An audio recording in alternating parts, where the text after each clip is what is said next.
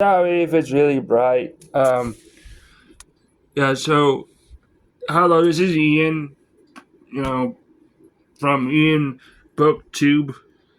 So if you're wondering what is my goal, not for the channel, but my goal of owning books. My goal, which is probably never gonna happen, but hey, it's worth a shot, is to have 1,000 books. It's to collect enough books to have over 1,000 books. I don't know why I thought about that one day, but I did, and I kind of wanted it. Not as easy. I mean, owning a owning 1,000 with digital games, like games on Steam or whatever. Owning a book, not book. Owning 1,000 games. That's easy. Okay, that's easy because it's digital. And even if you buy it, you're only buying a license, just like you're buying a license on Audible or Kindle, because that's all it is. It's a license. You don't actually own the audiobooks and ebooks that you buy from. Um, my finger is purple. What did I do to my finger? Howie. But you pretty much you don't when you buy digital books, you don't own it. It's as simple as that. Ebooks you don't own, and audiobooks you don't own, even though you pay for it. The only reason, honestly, but next month I'm going to stop using, not Kindle, no, Audible. I'm going to stop using Audible, not because I don't like the service, partly because, one, I don't like Amazon. I'm just not a huge fan of Amazon. I know eBay is bad, but eBay allows you to buy physical items, you know? Amazon does allow you to buy physical items. Owie, my belly. But the issue I have with Amazon is they have in their term service is so vague. They can do whatever they want. If they deem you violate their term service on Audible, you can cut all your stuff to goodbye. I'm not okay with that. So I'm that, and also because I want to pay. I want to. There's a loot, not loot. There's a book box crate, a used book box crate that you can pay. It's a monthly subscription where you pay like amount of money, and it's cheap depending on how many of the books you want, and it also depends on the genres or whatever. But like, there's this, and I love this because I was watching a video. I was on my main account and I was watching a video about the many different box crates that you can do. There's one for kids. There's so many others.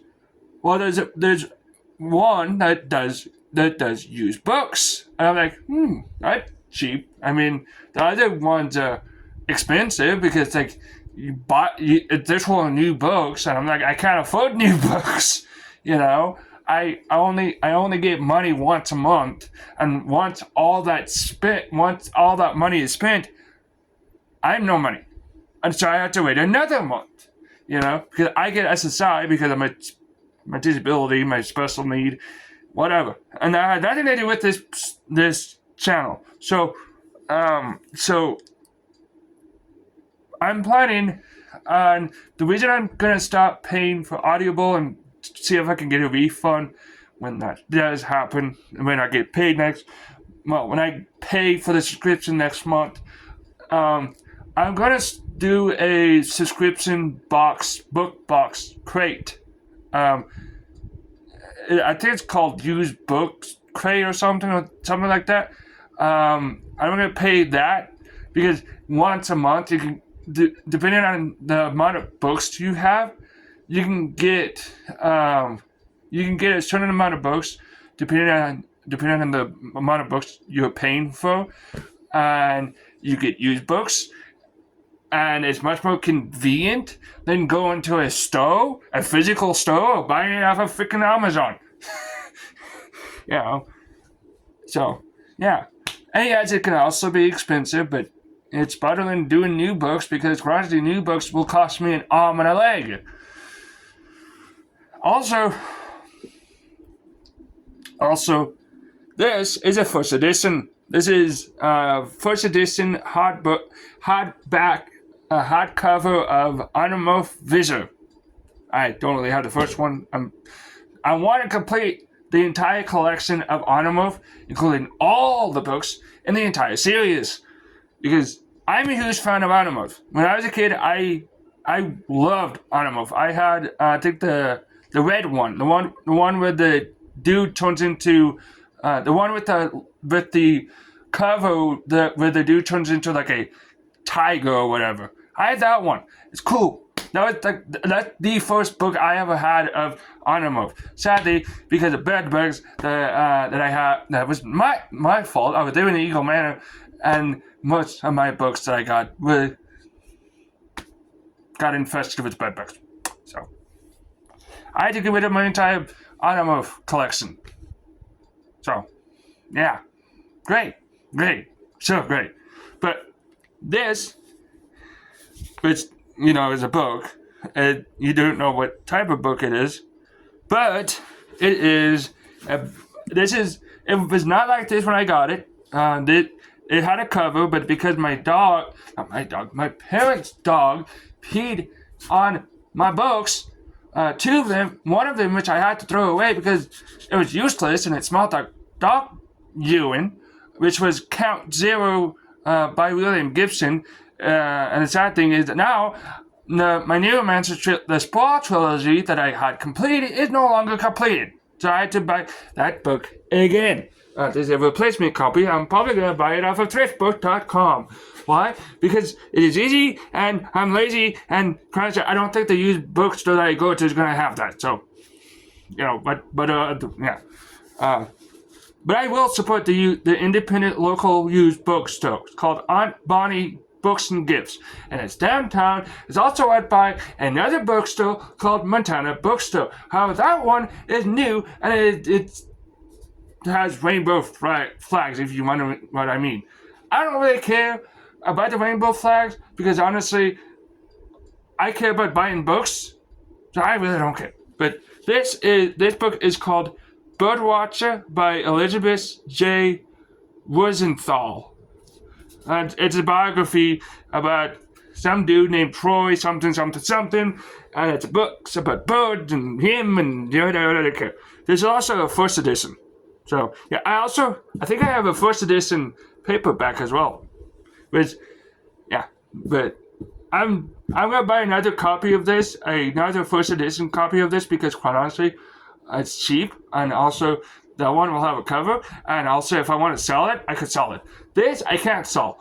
I could sell it, but I'm not going to get much money from it, so it's better off just to have it in my personal collection. So, yeah. But those are the two hardcover book I have first edition of. One of them, this one, I got from Goodwill, and I didn't know it was a first edition. I also didn't know this book was a first edition until I used Google Gemini AI, because I don't know. I'm new to this whole book collecting thing. So I use the Gemini AI because it helps me recognize what's first edition and what's not. And so it's easier for me. So these are the only two hardcover books I have that's first edition. Also, what's really funny? So, you can find unique things, like unique editions or whatever, in a used bookstore. Well, I got this book from the used bookstore, right? And it is a UK edition. Yeah, this is not American. It's funny. I don't want to lose this spot, but this is a UK edition, and I didn't know that. I got it. I thought, just another book I can get to read. And I did not know it was UK until I looked at the fact that it only shows signs of the money, the UK money, which is £8. So, well, whatever you want to call it. Point being, This is the UK edition, so I need to find an American edition. So, yeah, but that's a good book. The Flo Minetier, the policeman said book is about, spoiler alert, but it's about a dude named Jason who was really popular, was a huge star, and this is in I believe in a dystopia totalitarian future of America. Not like 1984, but this is different. This dude was really popular. He got injured. He got sent to a hospital or a hotel or something. And one day he woke up and he no longer exists. At all. There's no birth certificate, there's nothing. And so he has to forge elite. Essentially, he had to commit a felon in the world by forging informations about him because he does not exist anymore. Because one day he woke up and he doesn't exist, and that's pretty much the whole thing. It's a great story. Don't get me wrong, but the thing the issue I have with this book, this one, versus wow, the camera is so delayed. Versus this book, it's funny because it's part of a series called a Noodle Stop Mystery. It's the second book in the series, which I need to buy all the series of the other books in the series. But it's called Dim Sum of All Fear. And why that's funny? Because that's literally that's making fun of one of Tom Clancy's books, the Total Sum of All Fear, which is a book by Tom Clancy. So it's funny. But the other thing is reading this book is like going through water. It's really fast, it's really fluid, and like it's fast, and it feels like I can read it, and it feels like I read it in one day, while this one feels like I'm reading molasses. It feels like it'll take eons, if not centuries, to finish. Not saying any bad thing about the book. The book is good. It feels like I'm swimming in molasses. It's like, but for that's the only gripe I have compared to that I have with this book. The book is fine. I'm trying to get Do Androids Dream of Electric Sheep, or as most people would know most of the time, Blade Runner, the book which Blade Runner is based off of. Most people don't understand this. Blade Runner, the movie, is cyberpunk. The book is not cyberpunk. In fact, Blade Runner, not the movie, the book, Do Android Dream of Electric Sheep, was made before cyberpunk was invented as a genre. I believe it was Do Android Dream of Electric Sheep is what, helped popularize the theme of cyberpunk, and not really the theme, but some of the themes of cyberpunk, while this book, Neuromancer, not this specific copy, but Neuromancer is what pioneered and helped created the genre. Without Neuromancer, the genre of cyberpunk would never exist. And if it did exist, it would be completely different. But essentially, you're wondering what the whole story of Do Androids Dream of Electric Sheep is about. It's about replicants, basically their version of androids, human-like robots, essentially what they are, rebelled and then went to Earth, and essentially that's pretty much how the story goes. And yeah, and it's a great story. It just, it was created before cyberpunk. Like before cyberpunk. It is science fiction, but it's not cyberpunk. It's cyberpunk before cyberpunk, if that makes any sense. It's cyberpunk before cyberpunk ever existed. When you look into cyberpunk, yes, the cyberpunk is genre, not the tabletop game. I don't care about that. I'm talking about the genre, the book genre, the book that helped create the entire genre of cyberpunk and all of its multiple subgenres or derivatives like biopunk, nanopunk, steampunk, clockpunk, which is also part of steampunk, solarpunk, dieselpunk, atompunk, and I could go on. And those are most of the ones I can think of at the top of my head. So, yeah.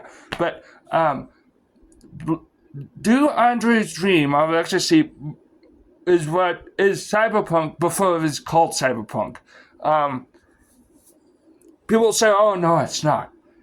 Actually, yeah, it is, because it explores similar themes to, like, Neuromancer. Not in that it explores some of the themes that Neuromancer has, but it explores identity, which I know for a fact Neuromancer does explore, and other things. But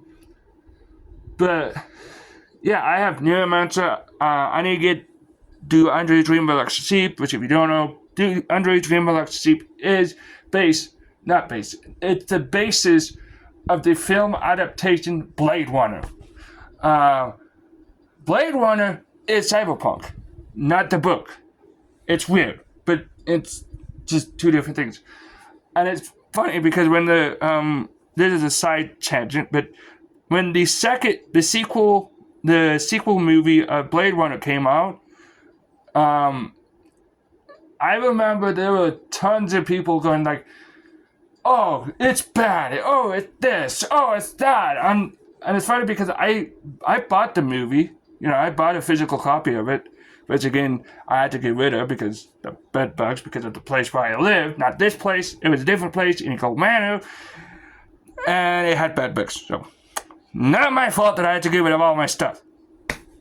But beside the point.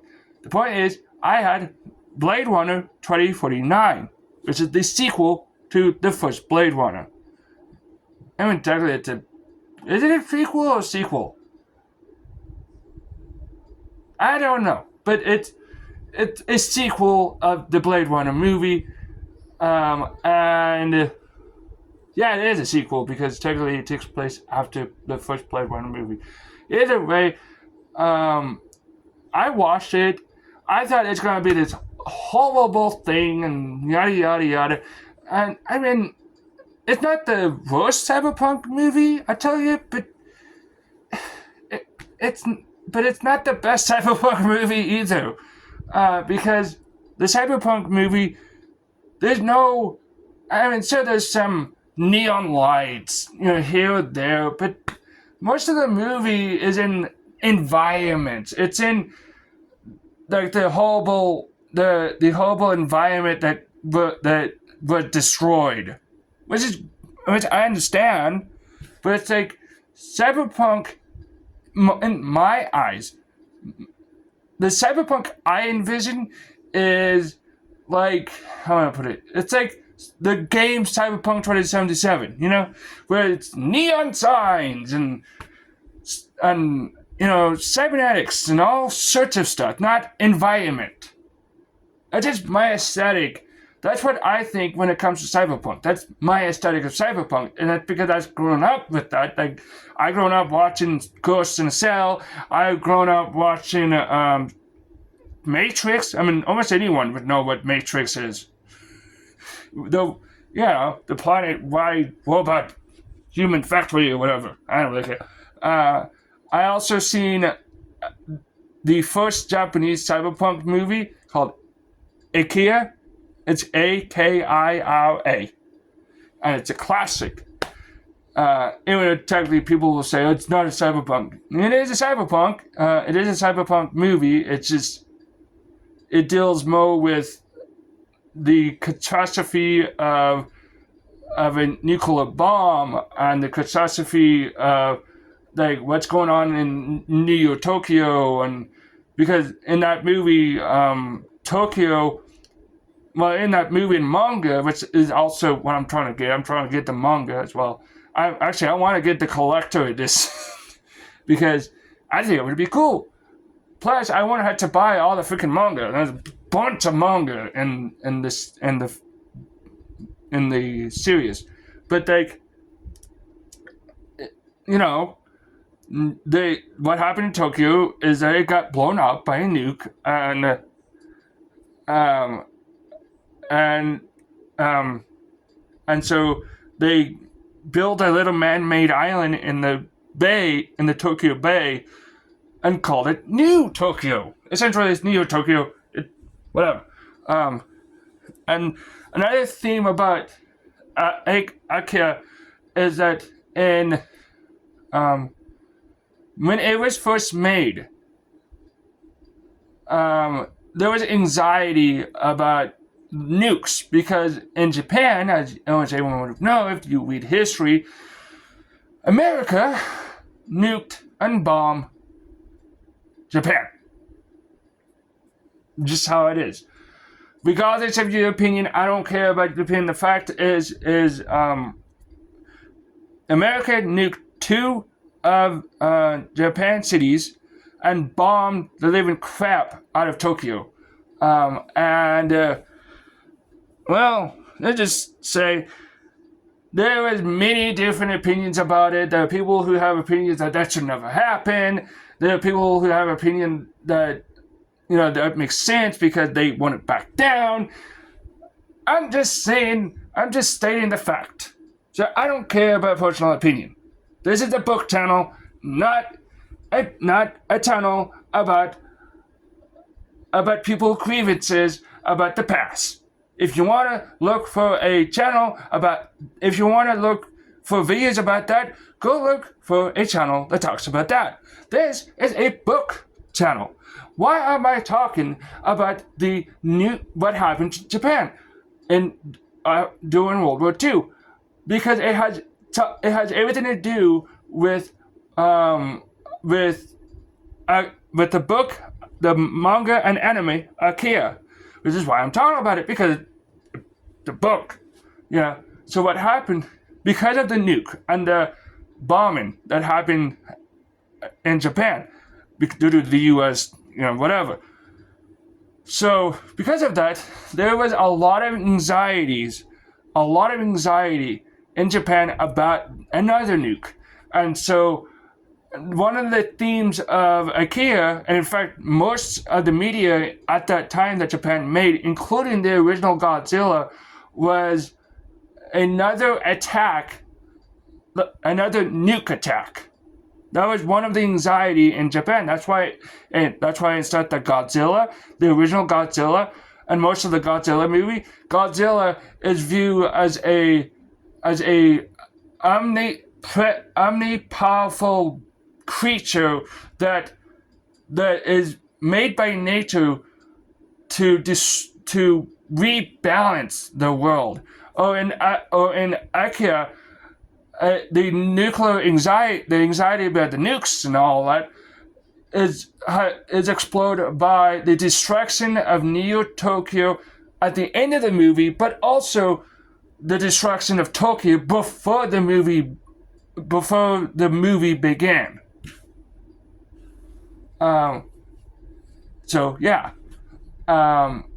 But my two favorite cyberpunk genre is Japanese cyberpunk, which is completely different.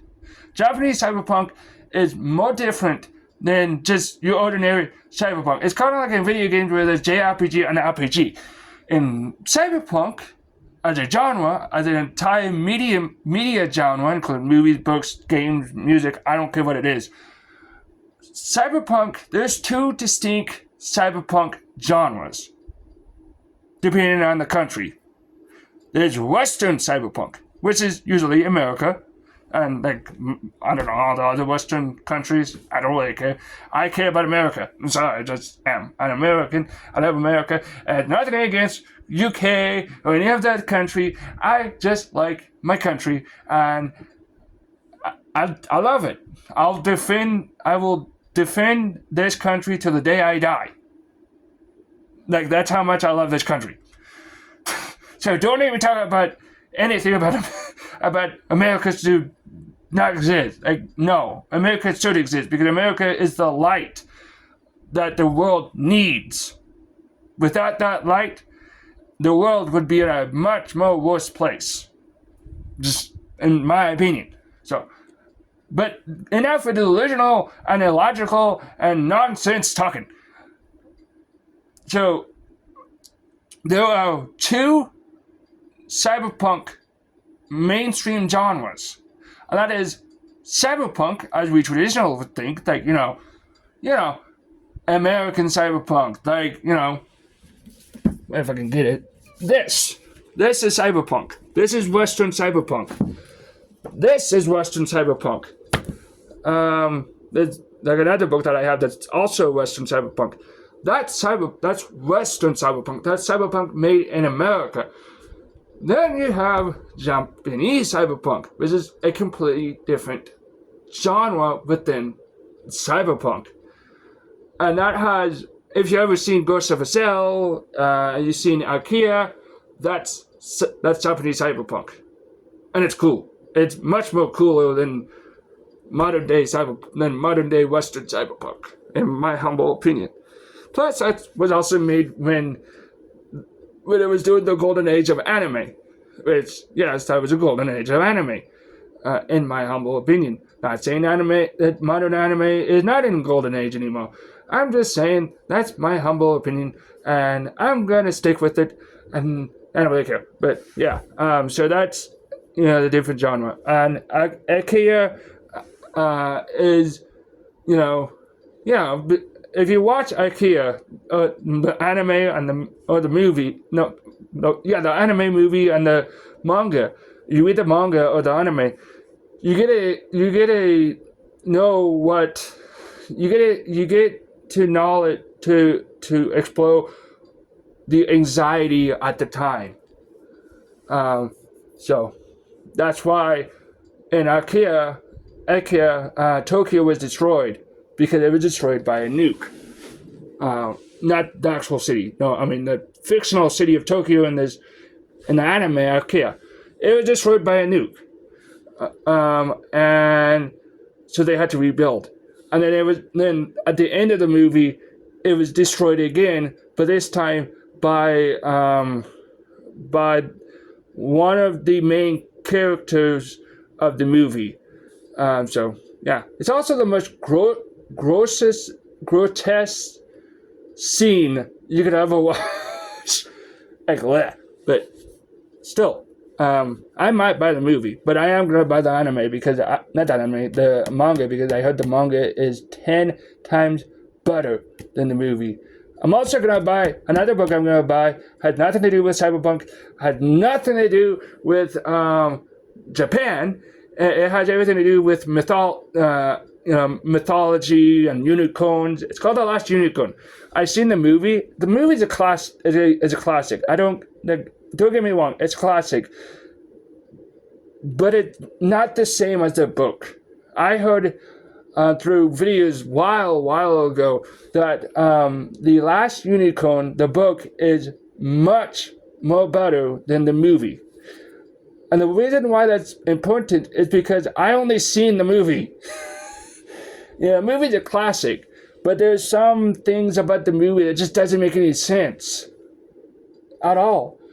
And I just don't like I don't like the movie. It's not my favorite movie. Even for a classic fantasy movie, it's not my favorite.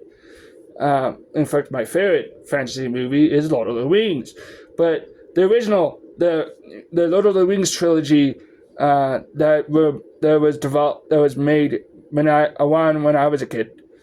Those are classic. That's what's called epic fantasy or high fantasy. it's easy to just call it epic fantasy because it's epic and it's fantasy and I like it. But yes, I'm planning on getting the Lord of the Rings trilogy and all of the other books of J.R.R. Tolkien because I like J.R.R. Tolkien. I think he's fantastic, even though he's dead. But I still think he's fantastic. I think his world building and everything is fantastic. What is going on with the Amazon show is a disaster and is just awful. What they did to Lord of the Rings is awful. And it's because, actually, I won't get into it. I'll get into my other channel. If you want to know, politics and stuff, go to my channel. I believe it's called Gamergate 2.0. You'll find it. Or you can search Ian Dilly. You'll find it. Because my channel also used to be called Ian Dilly. So, either way, you'll find it. But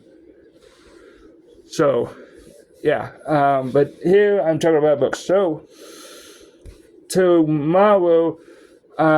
tomorrow, when I get my money, I'm going to have to look for Count Zero by William Gibson and buy it. So, yeah.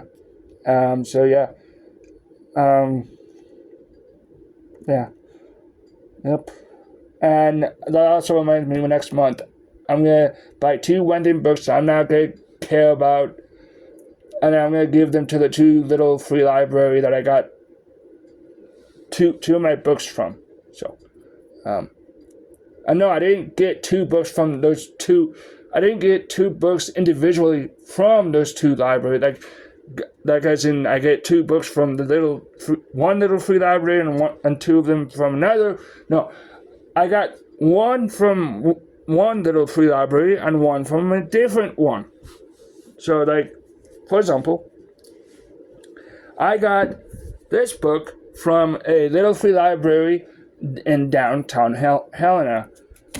I got this water damage book from a different little free library. I can't remember the street name. But you'll see it when you're on Little Free Library app. So, yeah. That's all I want to talk about. I'm sorry for going on, but if you want to hear about my disappointment about the politics of the Rings of Power and what they did to Lord of the Rings, you need to go to my main channel, which is Gamergate 2.0. And the reason I call, if you want to know the reason why I called it that, the politics and everything about it, go to my main channel, Gamergate 2.0. This is not a politics channel. This is a book channel. This is a channel about books. So I will not talk about politics. And that's it. It's about the books. This is a politic-free channel except for books. As in, if the politics is about books, the books been banned, the books, politicians not liking the books, then yeah, I'll talk about it. But if it's just about any politics, regardless of books, games, or whatever it is, I will not talk about it. I'm sorry, I love Trump, but I will not talk about politics. Why? Because this is a book channel, and that is it. Okay, so there will be no politics, and that's it. And it involves books. If it involves books, there will be politics. If it doesn't, and it's about how the economy and blah blah blah, I don't care. No politics. And it involves books, like books. So yeah. Bye.